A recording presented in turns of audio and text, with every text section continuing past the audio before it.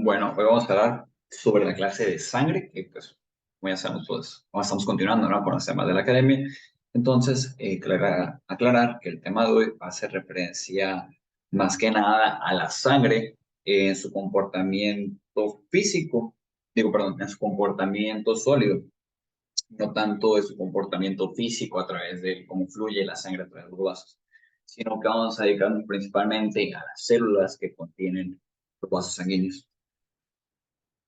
Ahora pasando sobre eritrocitos, que es el principal componente sanguíneo de la sangre, que podemos decir que son los reyes de la sangre, porque pues son en su mayoría la composición esta. Hablando ahora pasando un poco sobre la morfología de estos, es que es una célula bicóncava, que como nos podemos dar cuenta aquí, es una esfera, bueno, es un disco, el cual tiene una convexidad, biconvexidad en el centro, podemos darnos cuenta aquí en su lado superior, en su lado pues, inferior va a estar esta convexidad. Esta es la característica normal de un eritrocito completamente normal, porque eso es importante conocer esta forma, ya que se puede encontrar modificada esta estructura durante muchas enfermedades. Entonces, es por esto importante no conocer esa estructura. Algo importante de esta célula es que va a contener un exceso de membrana, ¿ok? Esto les va a conferir mucha capacidad de estiramiento. Esto va a ser un punto en el cual quiero indagar, bueno, quiero profundizar un poco más, ya que vamos a poner este ejemplo. Vamos a tener dos esferas, una esfera pequeña y una esfera muy, muy grande. Vamos a decir que tenemos un papel de tapiz de 1 metro. Vamos a envolver este papel en la esfera pequeña y vamos a envolver este papel también en la esfera grande. En teoría, vamos a poner el ejemplo. En la esfera grande, como dije, vamos a envolverlo, ¿no? Y vamos a aplastar esta esfera. Vamos a aplastar. Tal vez, como es muy grande la esfera para el papel, ese papel que estamos utilizando, no podamos deformar tanto esa célula. Tal vez de que la aplastemos mucho y se rompa. En cambio, la esfera pequeña que tenemos aquí, realmente sería todo lo contrario. Realmente nos sobraría mucho papel. Incluso podríamos envolverlo mucho, mucho, mucho, mucho. Y podríamos aplastar esta esfera. Y tal vez en teoría no se podría deformar. Bueno, se podría deformar mucho, esa es la palabra correcta. Repito, se podría deformar mucho, pero le confiere este exceso de papel que tiene a deformar y no romperse. Entonces, esto que acabo de mencionar, vamos a pasarlo a la célula. Entonces, esta esfera pequeña sería un eritrocito normal y este papel tapiz sería la membrana celular. Entonces, como tiene un exceso de membrana, puede aplastarse, deformarse sin que se rompa. Otra cosa también es que va a ser rico en enzimas. Estas enzimas van a ser muy importantes porque primero pues le van a dar ATP a la célula, van a poder también incluso poder mantener la estabilidad de la membrana. Van a hacer que sea estable o que tenga esta función que acabo de mencionar. Ahorita vamos a hablar un poquito más de otras enzimas que contiene, pero estas son las funciones que cuentan, ¿no? Igual, es una célula anucleada, anucleada, como otras en el cuerpo que tenemos, como las plaquetas, etcétera, etcétera, etcétera. ¿Okay? Ahora hablando sobre una de las funciones de los eritrocitos, también conocidos como hematíes, es que la función principal, la reina por excelencia que no tenemos que olvidar, es que transporta oxígeno a través de la sangre. ¿Cómo hace esto? Lo hace, la importancia de transportar la sangre es que la sangre oxigenada que va a llegar a los pulmones, el oxígeno que va a llegar a los pulmones, va a unirse al eritrocito y lo va a mandar desde los pulmones hasta la punta de tu dedo gordo para que se llegue el oxígeno y puedan llevarse los diferentes procesos bioquímicos que necesitan esta gran molécula de oxígeno. Y ahora tenemos una duda. ¿Cómo es que lo hace esto? ¿Cómo es que logra transportar o qué le confiere esta capacidad al eritrocito de poder moverse, de poder mover oxígeno? Es principalmente que contiene grandes cantidades de hemoglobina dentro de la célula. Es tanto esta función y que depende tanto de la hemoglobina que gran parte, la mayoría de la composición del eritrocito es hemoglobina, porque como dijimos, es la función principal del eritrocito, transportar hemoglobina. Y como, digo, perdón, transportar oxígeno. Y como la hemoglobina le confiere esta capacidad de transportar oxígeno, pues no parece muy loco pensar de que va a contener mucha hemoglobina. Y vaya, qué curioso, ¿no? La acabo de subrayar de color rojo y resulta también que es lo que le confiere el color rojo a la célula. El color rojo a la célula. ¿Ok? Entonces es otra característica que también cuenta la hemoglobina. Otras funciones del eritrocito es que también le permite ser un gran amortiguador ácido-base en la célula mediante dos funciones, principalmente, vamos a regresarnos un poquito. Dije que unas funciones es ser un amortiguador ácido-base, ¿ok? Esto que queda claro. Amortiguador ácido-base. Aquí tenemos otra enzima que está aquí, que es la anidrasa carbónica. Esto, o sea, el ser amortiguador ácido-base lo puede hacer, número uno, por proteínas, igual la hemoglobina, etcétera, etcétera. Y la segunda manera en lo que lo puede hacer es mediante la anidrasa carbónica. Como podemos darnos cuenta, tenemos aquí las reacciones que realiza la anidrasa carbónica. Es transformar un dióxido de carbono y una molécula de agua en bicarbonato y en hidrógeno. ¿Ok? Y esto es muy importante porque pues, si nos damos cuenta que tenemos una molécula base y aquí podemos decir que tenemos otra molécula ácida, entonces es una manera en la que regula, ¿no? También los cambios ácidos bases, los eritrocitos. Pero mucho más importante, y por qué no lo puse junto, este punto de la anidrasa carbónica y el amortiguador ácido base, es que la anidrasa carbónica, como podemos darnos cuenta, nos forma bicarbonato. Y si nos damos cuenta aquí, esto es una reacción doble, o puede ir hacia allá o puede ir hacia acá. La misma función la cumple la anidrasa carbónica. Entonces, en teoría, podríamos decir que un bicarbonato es igual a una molécula de dióxido de carbono. Entonces, esa es la manera en que el eritrocito transporta muchas cantidades de dióxido de carbono, porque lo va a mover o lo va a transportar mediante bicarbonato. Entonces, una vez que el bicarbonato llega otra vez a los pulmones, lo transforma de esta manera a otra vez a CO2 y lo puedes exhalar o lo podemos exhalar. ¿Ok? Entonces, una función muy importante, ¿no? De la anidrasa carbónica, que es transformar este bicarbonato, este CO2 en bicarbonato para poder movilizar más CO2 para al final mover este bicarbonato otra vez hacia CO2. ¿Ok? Ahí les dejo ese datito por ahí. ¿Ok? Y bueno, ahora vamos a hablar un poquito sobre la hemoglobina.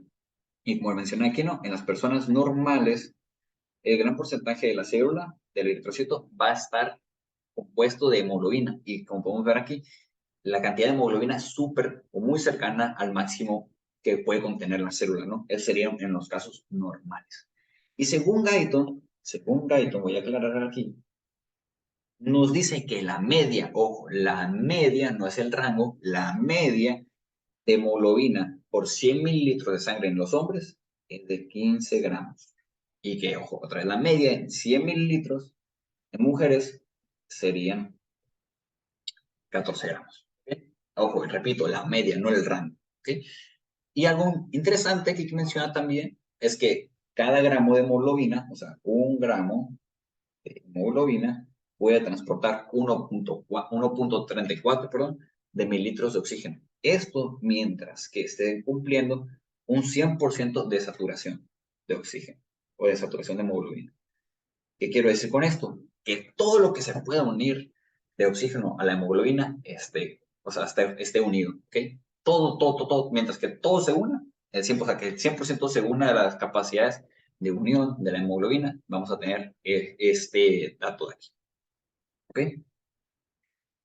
Ahora vamos a hablar sobre un dato importante. Ya hablamos sobre qué funciones tienen los eritrocitos, cómo son y todo esto. Entonces ahora vamos a hablar dónde se forman, ¿no?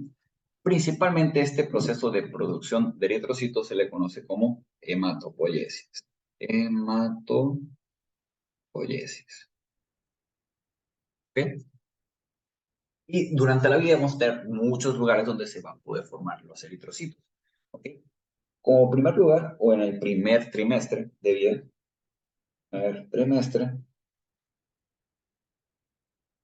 se va a formar en el saco vitalino. Saco, bueno, voy a poner otro color. saco vitalino.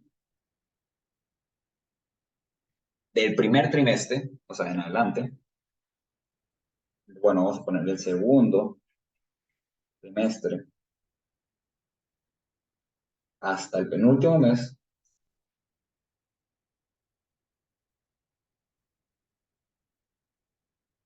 se va a formar en el vaso y en el hígado, como tal, como, o sea, como está aquí, ¿no? Pero pues estamos poniendo dos veces, para que no haya dudas.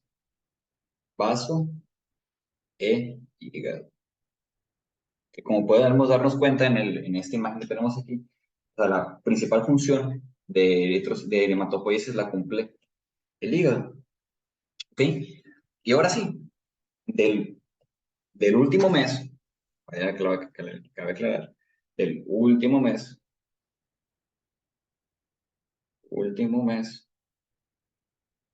hasta la muerte, es en la médula ósea. Médula ósea. ¿Ok?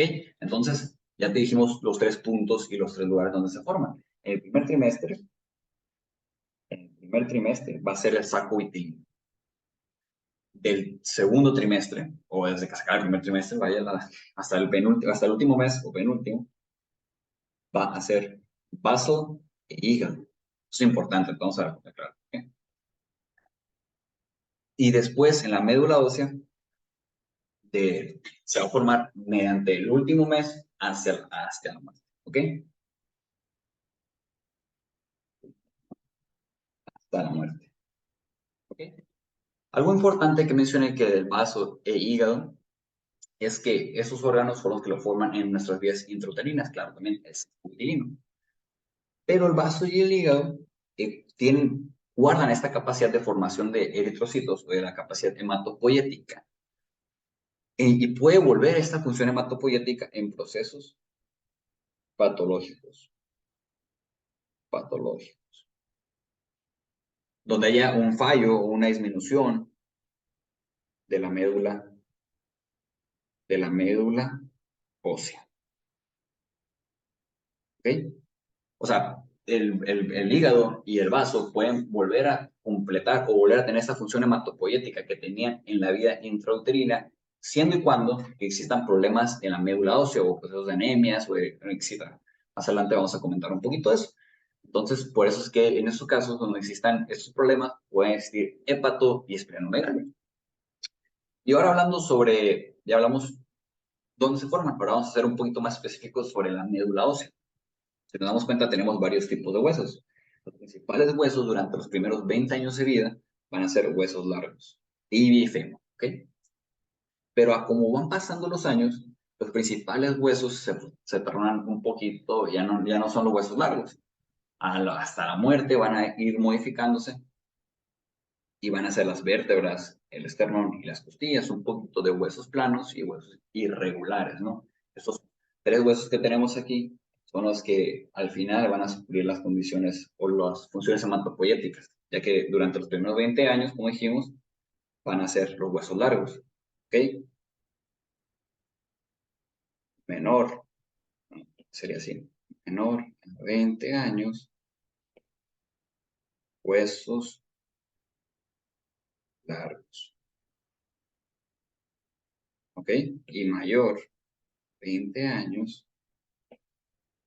estos huesos de acá, ¿ok? Eso es un dato que también, o sea, ya hablamos sobre dónde se forma y si dónde se forma, qué tipo de huesos son. Bueno, ahora vamos a hablar sobre los procesos de eritrocitosis. ¿Ok? Aquí vamos a aclarar un punto. Existen dos cosas que pueden pasar durante la producción de eritrocitosis. Que serían mayor producción o maduración. Igual, puede ser mayor o menor producción o mayor, igual o menor maduración. Son dos cosas muy diferentes. Ahorita vamos a hablar cuáles son las diferencias. Todo va a partir que en la médula ósea vamos a tener una célula muy importante, la cual es la célula precursora hematopoyética pluripotencial. ¿Ok? Esta célula va a ser capaz de diferenciarse en cualquier linaje que tengamos, ya sea serie blanca, serie roja, etcétera, etcétera, etcétera. ¿Ok? Y esa, pues como dije, se puede diferenciar en cualquiera, ¿no? Después de esto, va a dividirse, ¿no? Y va a darnos otra célula, célula precursora hematopoietica pluripotencial, como es la que teníamos aquí. Y también esta división va a generar una unidad formadora de colonias esplécnicas o mieloides. Vamos a más el nombre de unidad formadora de colonias mieloides, ¿ok? Pero también se puede conocer como esplécnicas. Lo que va pasando a cómo van madurando las células, el hecho de irse diferenciando es la capacidad de maduración, ¿ok?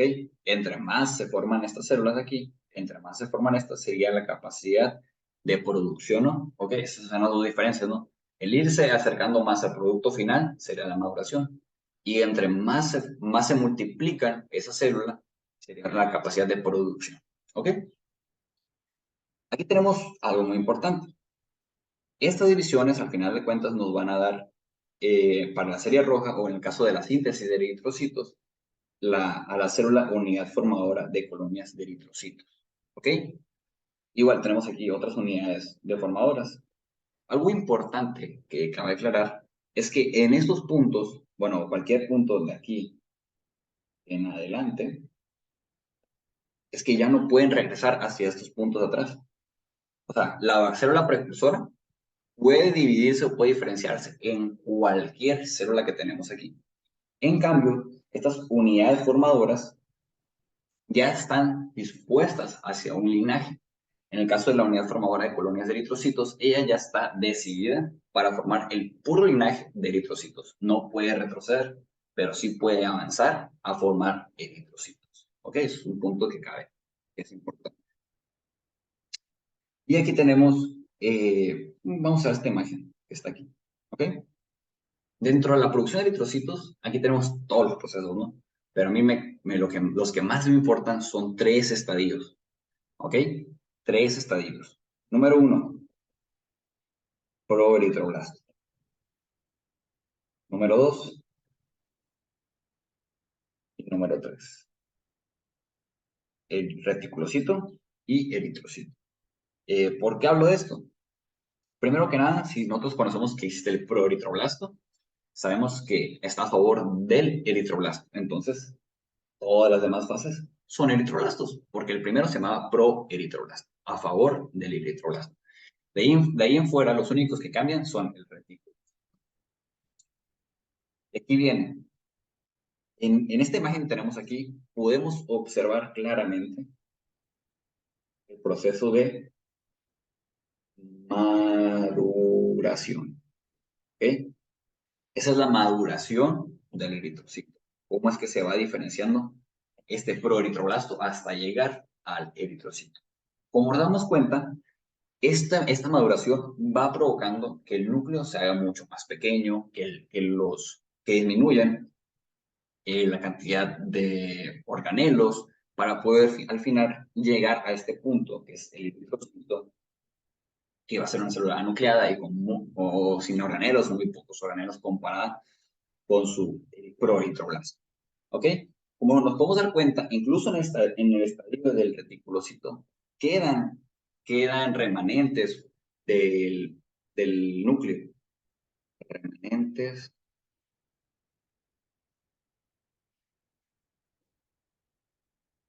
del núcleo y de otras moléculas. El reticulocito, cuando sale a la sangre, ok, eso es importante, ¿no? Vamos a mencionarlo más. Estos dos, el reticulocito y el eritrocito, son los que circulan en sangre. Vamos a ponerlo. Son los que, son los que circulan en sangre, ¿ok? Tanto el proeritroblasto como los eritroblastos en estadios normales no deberían de circular en sangre. En cambio, el reticulocito y el eritrocito sí vamos a encontrarlos en la sangre. Y la vida media del reticulocito en sangre son 3 días. Y la del eritrocito, que vamos a comentar más allá, son 120 días. ¿Ok? ¿Y por qué 3 días? O sea, el reticulocito no es como que 3 días, ¡pum! Muere, ya no existe nada más. No, lo que pasa es que este material que se encuentra dentro del reticulocito todavía desaparece, es fagocitado, es destruido y ahora sí se transforma en eritrocito. ¿Ok? Y si nos damos cuenta, pues tenemos estas rayitas aquí, ¿no? Que hace referencia a los remanentes del núcleo, pero pues una vez que está en el eritrocito, ya no hay remanentes. ¿Ok? Ya se completó la maduración o finalizó la maduración. Entonces, lo que pasa en esos 3 días es que el reticulocito desaparece, no se desprenden sus remanentes y se diferencia ahora sí en eritrocito propiamente. ¿Okay? Ahora ya hablamos sobre cómo se forman, dónde se forman y cómo es el proceso de maduración. ¿Ok?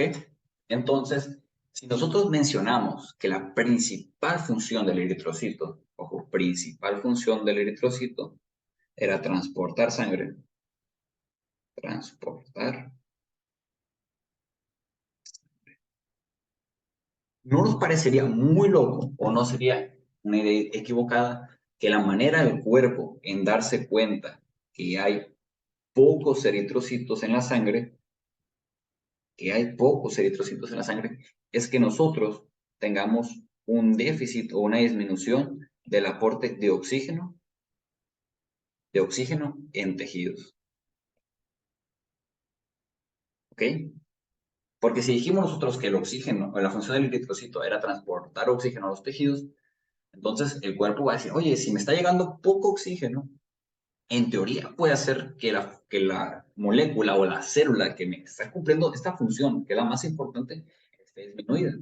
Entonces, para que desaparezca este efecto o este factor de poco oxígeno en tejidos, pues vamos a sintetizar más eritrocitos. Porque si esos son los que me cumplen la función, pues puede que haya muy pocos. ¿Ok? Entonces, esto es lo que pasa. Entonces, esta señal de poco oxígeno en tejidos se va a censar o se va a sentir principalmente en el riñón, que principalmente,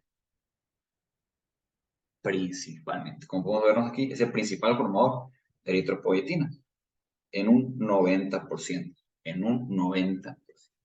El hígado también lo puede censar esa deficiencia de oxígeno en la sangre, pero pues es el otro 10% restante, así que más importante es en el riñón.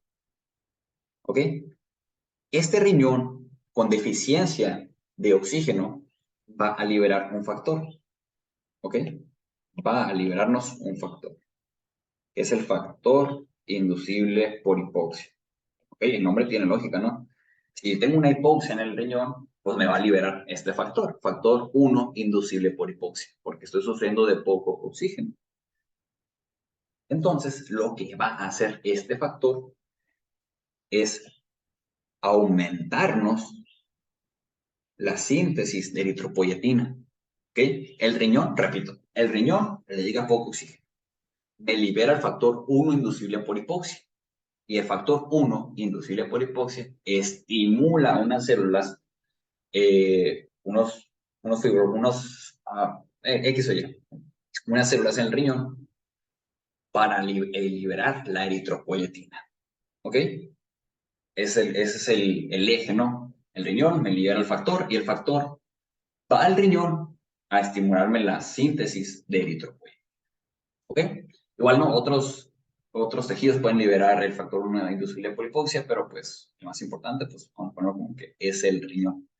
Este factor va a viajar hacia la médula ósea y va a aumentar la síntesis o mayor producción de células precursoras hematopoyéticas, ¿no? O las unidades formadoras de colonias de eritrocitos.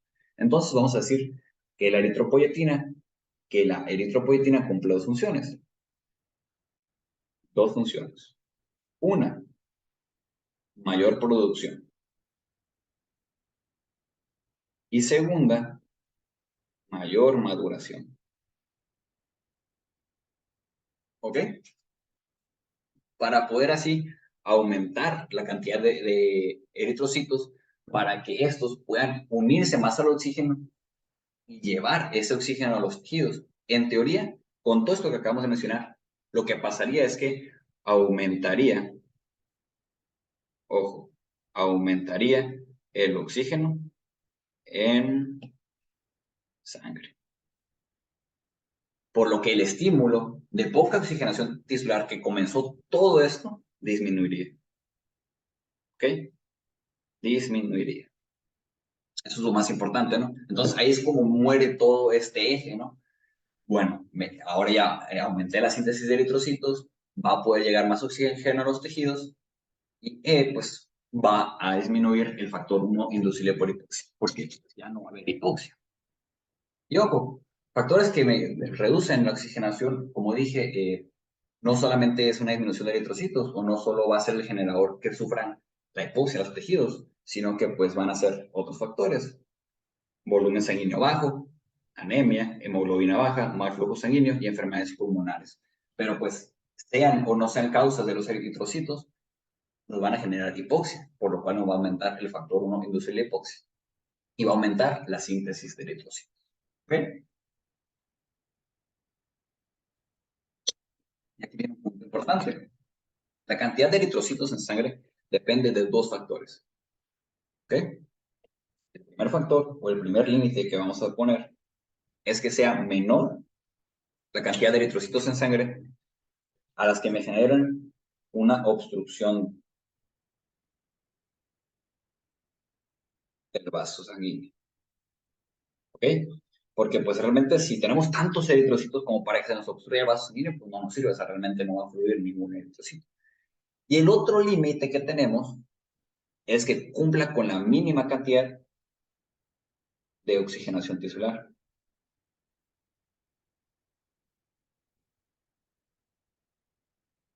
O sea, está claro, ¿no? O sea, un límite de cantidad de eritrocitos que debemos de tener es que tiene que ser la mínima, mínimo, o sea, la mínima cantidad que me pueda generar una oxigenación tisular. Y el límite máximo es que sea menor a que me obstruya un vaso. Entonces, ese es el límite, no es el rango de la cantidad de eritrocitos que podemos tener. ¿Ok? Y ojo, hay algo muy importante. Si no hay eritropoyetina, si no hay eritropoyetina, se forman pocos eritrocitos en la médula ósea. Por más que tengamos poca oxigenación, porque por más que tengamos otros y mil y un factores, si no tenemos eritropoyetina, prácticamente va a ser nula la formación de eritrocitos en la médula ósea. Cabe aclarar. Y bueno, ahora vamos a hablar sobre qué es lo que favorece la maduración de los eritrocitos, o qué dependemos, de qué depende nuestro cuerpo que se maduren correctamente los eritrocitos. ¿Ok? Pero antes de esto, vamos a pasar un poquito para... ¿Ok? Vamos a decir que tenemos el proeritroblasto. Para que quede muy claro este punto que voy a decir. Proeritroblasto. Y el otro va a ser el eritrocito. Eritrocito. Estos dos pues, van a ser muy diferentes, ¿no? Uno es el primero y el otro es el último. Entonces, entre más cerca la célula sanguínea se encuentre hacia el proeritroblasto, eso significa que va a ser menos maduro. Y entre más cerca o más se parezca a un eritrocito, va a ser más maduro. Entonces, por así decirlo, un eritrocito inmaduro sería un eritrocito grande como el que tenemos aquí. Muy grande, que no se encuentre diferenciado, que contenga núcleo todavía. En cambio, un eritrocito maduro sería un eritrocito que se encuentra nucleado, que cuente con exceso de membrana, que sea bicóncavo, ¿no?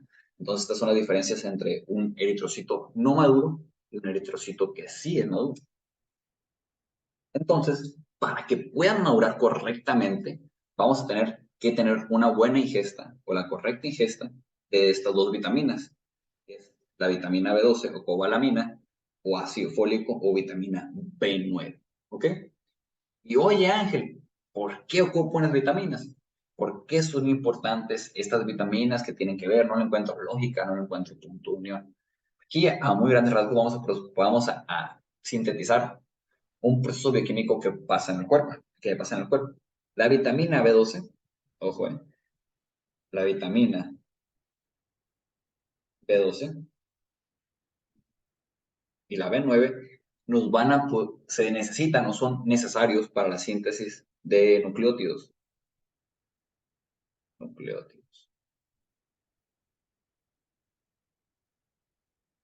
O también conocido o la formación de timidina.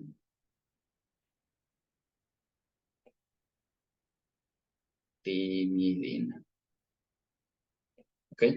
Entonces, esta molécula es importante para la síntesis o la formación de ADN. Entonces, los eritrocitos o la formación de la función hematopoética es una función donde se ocupa mucha división celular, mucho aumento de la formación de ADN, porque tiene una capacidad mitótica muy grande. ¿Okay? El proceso hematopoético es un proceso con capacidad hematopoética, perdón, el proceso hematopoético es un proceso con una capacidad mitótica muy grande. Entonces, para poder hacer tantas divisiones meióticas, ocupamos mucho ADN. ¿Ok? Entonces, si nosotros tenemos pocas vitaminas, B12 y B9, vamos a tener menos formación final de timidina, la cual es necesaria, como tenemos aquí, para la formación de ADN. Entonces, en teoría, esto lo que nos va a generar va a ser una menor maduración, porque no vamos a contar con los suficientes bloques de ADN para provocar las divisiones mitóticas o las divisiones o la mitosis necesaria para poder diferenciar a la célula. Al final al eritrocito. Como tenemos aquí, ¿no? Pero, uy, no hay, es importante, ¿no? Para la maduración final de los eritrocitos.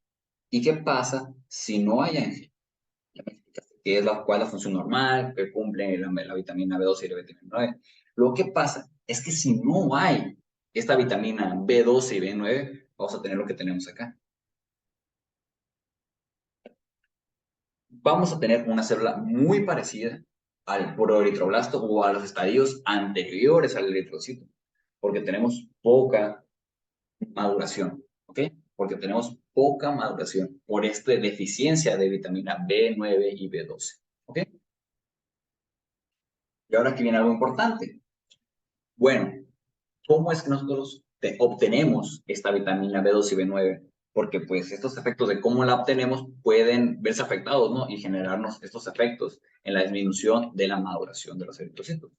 Me cabe aclarar que esto es una causa común del fallo de la maduración de los eritrocitos, que no se absorba la vitamina B12 en el aparato digestivo. ¿Por qué? Resulta que nosotros tenemos unas células parentales. Todo comienza, ¿no? Desde que nosotros ingerimos un alimento el cual pueda contener vitamina B12. ¿Okay? Entonces, vamos a tenerlo en el estómago. Tenemos unas células parietales, las cuales van a liberarnos un famoso factor llamado factor intrínseco. Intrínseco. ¿Ok? Como lo tenemos aquí. Este factor intrínseco lo que va a hacer así, muy resumido, es que se va a unir a la vitamina B12. Y es muy importante, porque si no se une a la vitamina B12, el páncreas, por sus enzimas proteolíticas, pueden degradar a la vitamina B12 y que no se produzca su absorción. ¿Okay? Que no se produzca su absorción. Entonces, para que se absorba correctamente la vitamina B12, nosotros necesitamos factor intrínseco. Y esto queda muy claro en ciertas enfermedades donde nosotros tenemos una disminución del factor intrínseco, como la anemia perniciosa, que se genera por esto mismo. Maldita dislexia. ¿Ok? Entonces es importante este factor intrínseco, es una función muy, muy importante. El hecho es de que se va a formar un complejo entre la vitamina B12 y factor intrínseco, el cual va a servir para que una vez que llegue al ilion, se una el factor intrínseco con su receptor, como lo tenemos aquí, y promueva la entrada de vitamina B12 a la sangre. ¿Ok? Entonces, tenemos una nueva pregunta. ¿Dónde se absorbe la vitamina B12? En el hígado. Vamos a hablar sobre dónde se absorben cada uno de los productos necesarios para la formación de eritrocitos. ¿Ok? Entonces, esta es a muy grandes rasgos cómo se absorbe, de dónde proviene la vitamina B12. Entonces, estas vitaminas se van a almacenar. ¿Y dónde se van a almacenar? Principalmente en el hígado. ¿Ok? Y aquí tenemos esto. La vitamina B12 se va a almacenar o va a tener unos almacenes mucho más grandes que el ácido fólico. Tanto es así que, aunque nosotros no comamos nada, por así decirlo, de vitamina B12, nosotros podríamos generar una anemia en meses. Del tanto almacén que tenemos nosotros de vitamina B12.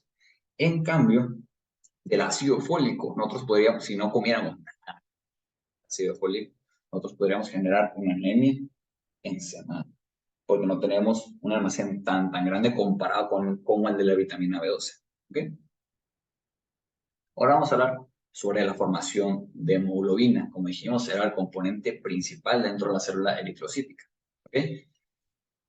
Y la síntesis de hemoglobina va a comenzar desde los estadios de proeritoblastos, ¿no? Entonces, desde que no es una célula madura, o desde que apenas comienza la síntesis de la formación de eritrocitos, desde ese punto va a comenzar la síntesis de hemoglobina. Incluso va a continuar un poco en el estadio de reticulocito de los eritrocitos, porque pues dijimos que quedan ciertos remanentes, ¿no? Entonces podría generar todavía una síntesis de proteínas. ¿Sí? Aquí vienen muchos pasos de, de los procesos bioquímicos para la formación de hemoglobina, pero vamos a resumirlos. Lo voy a explicar todos y vamos a hablar al final de los más importantes, los que son claves que no tenemos que olvidar. Vamos a tener dos moléculas de succinilcolina provenientes del ciclo de Krebs y dos moléculas de glicina, las cuales se van a unir y van a formar un pirrol que tenemos aquí. 4 pirroles nos van a formar a una molécula muy importante, que es la protoporfirina 9. Es una molécula que no tenemos que olvidar porque es muy importante. Una protoporfirina 9 más un grupo de hierro, una molécula de hierro, perdón, va a formarnos el grupo hemo. ¿Ok? El grupo hemo.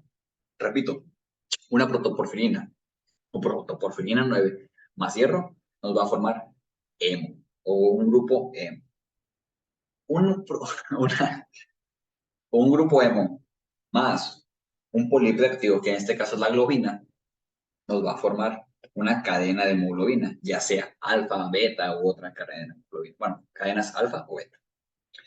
2 cadenas alfa más 2 cadenas beta nos va a formar hemoglobina A. Esto es importante porque la hemoglobina es como tenemos la hemoglobina en su mayoría, porque pues existen otros tipos de hemoglobinas, tanto beta, gamma, delta. Pero pues en el cuerpo la cantidad de hemoglobina A es mucho más grande. ¿Okay? Y se forma mediante estos dos, ¿no? 2 cadenas alfa más 2 cadenas beta. Y bueno, entonces si nosotros tenemos 2 cadenas alfa más 2 cadenas gamma, tenemos hemoglobina fetal y pues tenemos otros tipos de hemoglobinas. Pero pues la reina en el cuerpo es la hemoglobina. ¿Okay? Y aquí viene un dato muy importante, como repito, para repetirlo. Un grupo hemo más una globina es una cadena de hemoglobina. Y 4 cadenas de hemoglobina, no, 4 cadenas de hemoglobina va a ser una molécula de hemoglobina. ¿Ok? Y el hierro, o la porción hemo, va a ser la que le proporcione principalmente el ciclo de unión al oxígeno mediante enlaces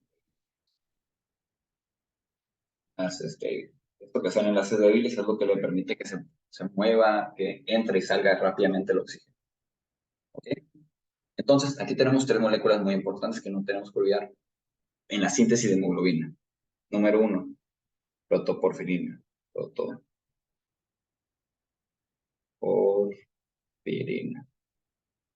Número 2, el hierro y la globina, como la menos importante. pero igual que es, igual de todos los pasos, los más importantes son los pasos de unión de protoporfirina más hierro, y el otro paso, el de hemo más globina. Pues ya dijimos cuáles son estas moléculas muy importantes. Ahora vamos a hablar un poco sobre el metabolismo del hierro, porque esto es muy importante. Ya hablamos de cómo obtenemos la vitamina B2 y vitamina B9 o ácido fólico, entonces ahora tenemos que hablar sobre cómo obtenemos el hierro. El hierro va a provenir principalmente de la comida. Vamos a mover aquí otra vez tantito. Va a provenir principalmente de la comida. Y este se puede diferenciar o puede venir en dos estadios. Un grupo hemo o hierro no hemo. ¿Okay? El hierro hemo es el que proviene de las carnes, o de las carnes, y el grupo no hemo o hierro no hemo es el que proviene principalmente de vegetales o verduras, etcétera. Esto va a unirse o va a pasar mediante un hemo, el transportador hemo o el de MT1, que es un poquito, no vamos a entrar tanto en detalle. A fin de cuentas, va a entrar el hierro a la célula y mediante el canal de ferroportina, este es lo más importante, el canal de ferroportina va a viajar el hierro a la circulación. Pero aquí vamos a agregar unas cositas muy importantes. Es lo que dibujé. Es una vesícula. La vesícula, mediante la bilis, va a liberar una molécula que se llama apotransferrina. ¿Okay? Esta apotransferrina, cuando se una al hierro, se va a transformar en transferrina. ¿Okay? Y esta molécula de transferrina es la que va a llegar a la célula. ¿Ok? Transferrina es la que va a llegar a la célula y va a meter el hierro a la sangre. Una vez en la sangre, el hierro se va a unir otra vez a una transferrina plasmática, como la que tenemos aquí. Una transferrina plasmática. Y esta le va a poder llevar a dos lados, a que se almacene en el hígado o que se utilice en la médula ósea. ¿Ok? Tiene estos dos destinos, o que se almacene en el hígado o que vaya directamente a la médula ósea para proveer el hierro necesario para la síntesis de hemoglobina. ¿Ok? ¿Y por qué es importante la transferrina? Resulta y resalta que existen estadios químicos del hierro, el cual tenemos dos estadios, un Fe3 más y un Fe2 más. Este se le conoce como estado ferroso y este se le conoce como estado férrico. Y eso es importante, porque el hierro es tóxico. ¿Cómo va a ser tóxico? No tiene lógica. Entonces, me hace eso, ocupo hierro y hierro es tóxico. Qué pedo. Que resulta que nosotros tenemos que mantener al hierro en su estado ferroso. En su estado, bueno, vamos a ponerlo acá, estado ferroso. ¿Okay? O en F2. Porque este estado de aquí es el bueno, es el cool, es el chido. Porque este no nos va a generar radicales libres o no nos va a generar daños en la célula. Porque el estado férrico es el bad boy, es el malo del cuento. Es el que nos va a generar, bueno, la muerte. O el que nos va a generar, en otras palabras, eh, radicales libres. Radicales libres. ¿Ok? Entonces, por esto es malo, porque genera radicales libres, los cuales nos pueden generar daño en la célula. Entonces, lo que tenemos que hacer es mantener el hierro en su estado ferroso, mediante la transferrina. ¿Y cómo es que se hace esto? Mediante una reacción de Fenton. Vamos a entrar entonces qué es esta reacción o qué pasa dentro de esta reacción, pero pues él es siempre la semillita, yo por si quieren estudiar esta reacción, para que la investiguen. Pero pues esta reacción la que nos va a generar los radicales libres mediante el estado férrico del hierro. Y aquí hay algo interesante. El hierro pues se va a almacenar en el hígado, como pues los anteriormente mencionados, como la vitamina B6, vitamina B12 y la vitamina B9. Y esto lo va a lograr mediante una molécula que se llama ferritina. Ferritina. ¿Ok? Entonces ya hablamos de dos moléculas muy importantes. Uno, transferrina. Número dos, ferritina. Ferritina. ¿Ok? Para que no se nos olvide, eso es como lo pienso yo. La transferrina es un transporte. Es el que mueve el hierro, tanto al hígado como a la médula ósea. Y la ferritina me suena a mí a una ferretería, pues ahí guardan muchas llaves, muchos... Entonces, ferritina, ferretería y guarda, almacena. Y la transferrina muere, ¿ok? Entonces, esta ferritina es la molécula que va a almacenar el hierro en el hígado. Y es el principal almacén, el número uno en almacén. Pero el segundo en almacenar, o la segunda molécula en almacenar, sería la hemo. Si nosotros tenemos mucha cantidad de hierro, no se ve.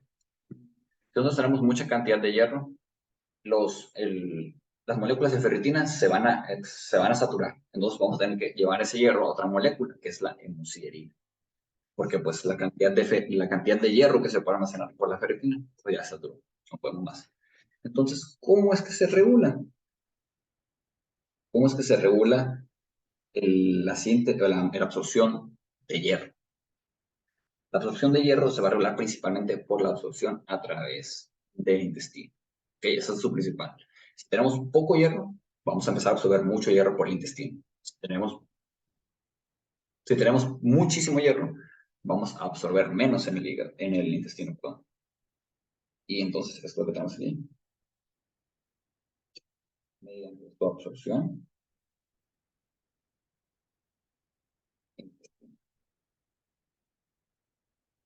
Okay, mediante su absorción intestinal.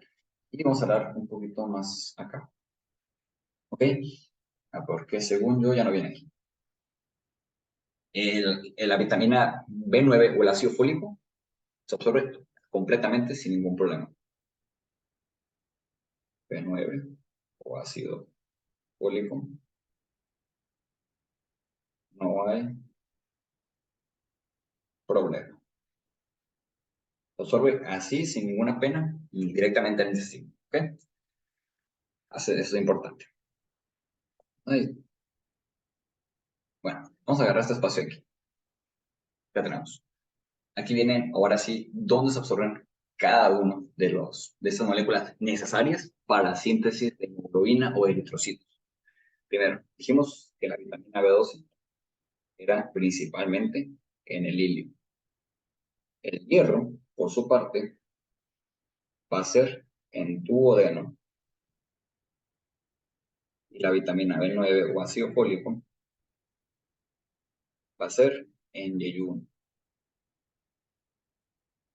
¿Ok? Esos son los principales lugares donde se van a absorber esta vitamina. Entonces, tenemos problemas en duodeno, poco hierro. Si tenemos problemas en el yeyuno, poco ácido fólico. Si tenemos problemas en la vitamina, perdón, en el hilio, poca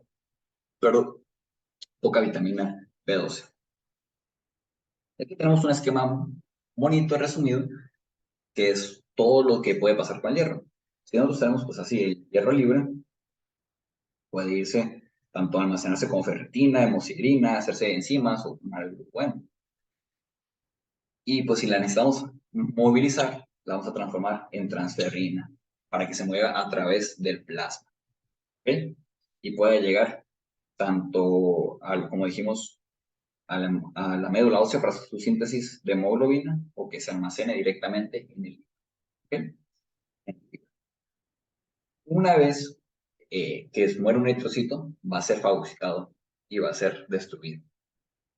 Y esto nos va a generar una degradación de la molécula de hemoglobina.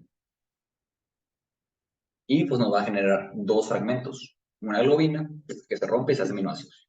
Fragmento hemo. El fragmento hemo, la protoporfirina, se va a ir a la síntesis de bilis. ¿Okay? Que es un proceso que más adelante vamos a hablar. Y el hierro, proveniente del grupo hemo, va a ser movilizado, ¿no? mediante, ahora sí, hierro libre como el que tenemos aquí. Y va a pasar todo lo que acabo de mencionar. O se almacena, o se mueve, o etcétera, etcétera, etcétera. ¿Ok? Importante. ¿Ok? Y bueno, vamos a dejarlo así. Bueno, así vamos a hablar, vamos a hablar.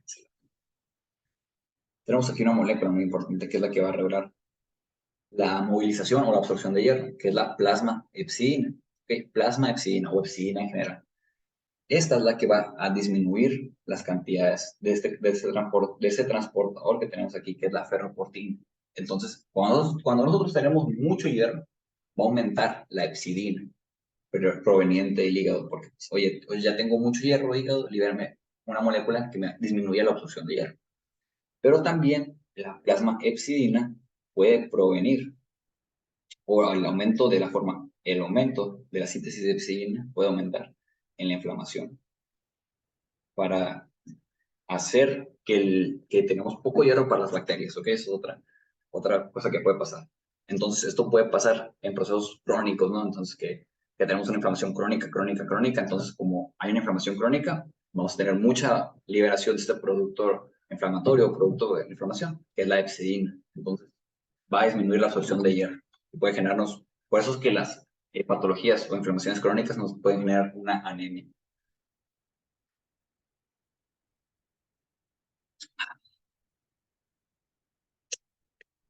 Entonces, vamos a hablar, ya hablamos de dónde, cómo, qué se necesita. Ahora vamos a hablar cuánto viven, que es el ciclo vital de los eritrocitos. Entonces, cuando un eritrocito sale de la médula ósea hacia el sistema circulatorio, suelen circular una media de 120 días antes de ser destruidos. Y como dije anteriormente, los reticulocitos, 3 días. ¿Y por qué pasa esto? Recuerden que dijimos que los eritrocitos eran anucleados. Entonces, no pueden volver a formar enzimas, no pueden volver a formar más hemoglobina. ¿Y por qué enzimas? Porque dijimos que un dato importante de las enzimas es que aumentaban o permitían la movilidad o las capacidades morfológicas de la membrana celular para que se pueda deformar. Entonces, si ya no tenemos estas enzimas que producen esta movilización o este movimiento o esta capacidad de formación de la membrana plasmática, va a pasar algo muy interesante. Una vez que llega al vaso, el eritrocito, en la pulpa roja,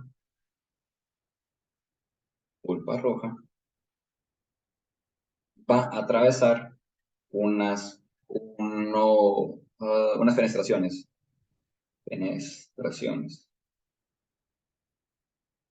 Y para volver a la circulación, los eritrocitos sanos o eritrocitos viejos van a poder pasar fácilmente, van a poder regresar fácilmente a la circulación, porque van a tener una capacidad de deformación, que se puedan deformar, que se puedan exprimir y pasar. En cambio, estos eritrocitos viejos que tienen poca capacidad de deformación en su membrana, vamos a hacerlo otro, digo, estos eritrocitos, que ya sean viejitos, que usan bastón incluso, no van a tener una capacidad de deformación tan grande, entonces no van a poder volver a la circulación, no van a poder deformarse o van a poder movilizarse correctamente para regresar a la circulación. Entonces se van a quedar en este espacio extracelular. Espacio extracelular. Y van a ser fagocitados o destruidos por los macrófagos esplénicos. ¿Ok? Macrófagos. Así se abrevia macrófagos, pues si no conocían. M y la O así. ¿Ok? Y esto lo que nos va a generar es lo que tenemos aquí, que los macrófagos van a producir un reciclaje de la molécula de hemoglobina. ¿Ok? Estos macrófagos que acabo de mencionar nos van a generar la reabsorción del grupo del hierro y pues la formación de bis por la protoporfirina. Entonces, estos macrófagos de aquí nos van a reciclar el hierro, principalmente no, que se recicle, y la protoporfirina. Protoporfirina. Utilizadas pues, para lo que mencionaron, el hierro para aumentar otra vez la síntesis de hemoglobina y la protoporfirina para la síntesis de ácidos biliares, o la bilis. Y por último, de este capítulo, ¿no? De eritrocitos, vamos a hablar un poquito sobre las anemias. Y las anemias se dividen por el volumen corpuscular medio. El normal, el rango normal es de 80 a 100. Menos de 80 es una anemia microcítica, ¿ok? Anemia microcítica. Un volumen corpuscular mayor de 100 es una anemia macrocítica. Y un volumen corpuscular medio de 80 a 100, que es el rango normal, es una anemia normocítica. Entonces tenemos esos tres grandes grupos donde podemos dividir una anemia, que sea normocítica, por un tamaño normal, microcítica, menor tamaño, y una macrocítica, mayor tamaño. ¿Ok? Y tenemos dos cosas muy importantes. Vamos a hablar sobre cada una de las anemias que tenemos. Todas estas. ¿Ok? Vamos a hablar primero sobre las anemias generadas por pérdida de sangre. Y como ven aquí tenemos dos estadios. Uno agudo, uno crónico. En el agudo vamos a tener una pérdida, imaginemos que pinchamos un vaso, lo que ustedes gusten, alguien se corta y tiene pérdida de sangre, pérdida de sangre. Esto lo que nos va a generar va a ser una anemia normocítica, porque lo que nos está generando esta pérdida de eritrocitos es una disminución en los eritrocitos por esta pérdida de sangre. O sea, en teoría son los mismos eritrocitos, pero pues están saliendo del cuerpo, entonces por eso es una anemia. Pero no acabo de olvidar que me faltó definir una anemia, que a final de cuentas es una menor cantidad de eritrocitos en sangre, o también lo podemos conocer como menor hemoglobina, uy, en sangre. ¿Okay? Entonces, en el caso de la anemia crónica, donde tengamos sangrados, normocito. Que tengamos muchos sangrados comúnmente, pues X o Y, no sé qué se les ocurra, diverticulosis, hemorragia diverticular, enfermedad ulceropéptica, que tengamos hemorragias constantemente. Lo que nos va a generar es que tengamos pérdidas de sangre constantemente, pérdida de sangre en heces constantemente, o en otro lado, ¿no? Bueno, en el caso pues, de heces, se pierda, que se defecte la sangre y no se pueden reutilizar esta hemoglobina porque estamos perdiendo. Entonces, como vamos a tener una disminución, va a disminuir el reciclaje, o en otras palabras, menor hierro, lo que nos va a generar, pues va a ser una disminución de la hemoglobina. Entonces, como nosotros dijimos, que la hemoglobina es el principal componente de la célula, si tenemos una poca hemoglobina, pues va a disminuir el tamaño de la célula, pues no vamos a ocupar tanto tamaño, pues porque vamos a almacenar poquito. Esto es lo que nos va a llevar a una anemia microcítica. ¿Okay? Una anemia aplásica puede ser por destrucción de la médula ósea, entonces pues en general vamos a tener poca síntesis de eritrocitos. Síntesis de eritrocitos. En general, o incluso una pancitopenia, ¿no? Disminución de la médula ósea, pues disminución completa de la célula hematopoietica pluripotencial y todos los linajes van para abajo. La anemia megaloblástica, o vamos a ponerle otro nombre para que lo puedan recordar un poquito más fácil, menor maduración. Entonces, ¿qué se les ocurre a ustedes? Para que sea una anemia megaloblástica, o también, pues, una anemia por menor maduración. Deficiencia, ¿no? De B12 o ácido fólico. Oye, Ángel, yo no entiendo, o sea, ¿por qué? Resalta que el hecho de que tengamos unos eritrocitos menos diferenciados, porque en teoría podríamos sintetizar, ¿no? Todos los anteriores. O sea, podríamos tener muchos pluritroblastos, pero no diferenciados en eritrocitos. Entonces, hasta ahí no entiendo tanta lógica de que anemia. También otra cosa que puede pasar es que estos, como no están tan maduros, pueden tener defectos en su membrana celular. Entonces, no van a tener esa capacidad de deformación y se van a morir mucho antes, y pues, etcétera, etcétera, etcétera. Como el ejemplo que di, ¿no? Del principio de la esfera chiquita, de la esfera grande y el papel de envoltura. Es el mismo ejemplo. Y vamos a tener anemias hemolíticas, que significa que se destruye el eritrocito antes de que se termine su ciclo vital. Bueno, ahora 120 días. Esa sería otra definición de una anemia hemolítica. Bueno, la correcta más que nada. Y tenemos esferocitosis hereditaria, anemia falciforme y eritroblastosis fetal. Ok, lo que pasa, a grandes rasgos, esferocitosis, se pierde la forma del eritrocito. Es una esfera. Entonces, volvemos a lo mismo. Se genera porque ahí se va comiendo poco a poco la membrana celular. Entonces, ahora tenemos una esfera pequeña con poco papel tapiz de envoltorio. Entonces, no podemos tampoco deformarla tanto. ¿Okay? Entonces, cuando pasa la circulación esplénica, pues no se puede deformar, se come, se pierde o se rompe la célula. Entonces, nos genera la anemia porque pues, aumenta la destrucción de los eritrocitos por estos casos. En anemia falciforme tenemos un problema en la cadena beta de la hemoglobina, que se transforma en cadena S. ¿Ok? Esto en teoría es normal. Bueno, no es normal, o sea, en el sentido de que puede generar una vía normal eritrocito, en teoría. Pero cuando tenemos poco oxígeno, a ver,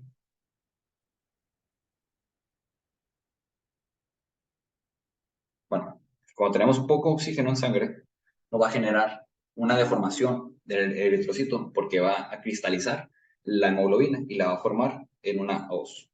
O por eso, o falciforme, ¿no? Porque va a tener esta forma de hoz, lo cual pues va a provocar que se destruya, por lo mismo no va a poder pasar correctamente la membrana, la circulación esplénica o se va a destruir en otros lados. Entonces, se va a morir más rápido la célula. Y la eritroblastosis fetal es muy, muy interesante. Tiene un mecanismo fisiológico y inmunológico. Lo que pasa es que... Bueno, agrego una hora.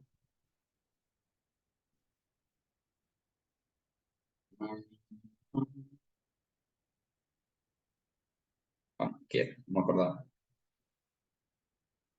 Bueno, hablando sobre la eritroblastosis fetal, vamos a tener una madre y un bebé, ¿ok? Endoterino. Entonces la mamá va a ser RH negativo, o sea, no va a tener ese antígeno en el eritrocito. Y el niño va a ser RH positivo. Entonces la mamá nunca, en su circulación, nunca hubo un antígeno. Nunca hubo antígeno en su sangre. Entonces, cuando empiece la circulación placentaria, la sangre va a empezar a ver un antígeno. Oye, yo no conozco esto, nunca había visto en mi cuerpo, que es el antígeno. Entonces, lo que va a generar en el primer embarazo, ojo, en el primer embarazo, es que se formen inmunoglobulinas, IgG, inmunoglobulinas para este antígeno RH, porque la mamá, que recordemos que nunca había tenido este antígeno en su sangre. Lo que pasa es que en el segundo embarazo, como es una inmunoglobulina IgG, la placenta